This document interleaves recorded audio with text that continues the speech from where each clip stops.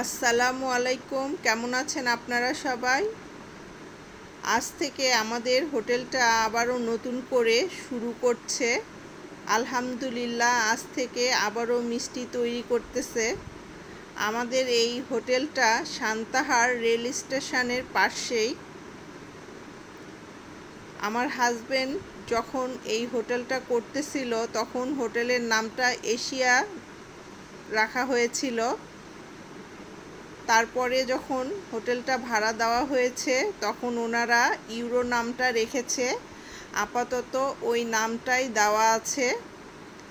আপনারা হোটেলে আসবেন, আশা করি মিষ্টির কোয়ালিটি বা সব জিনিসের কোয়ালিটি ভালো লাগলে আশা করি আবারও আসবেন।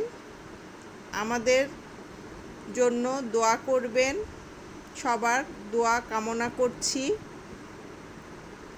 আমাদের পাশে থাকবেন।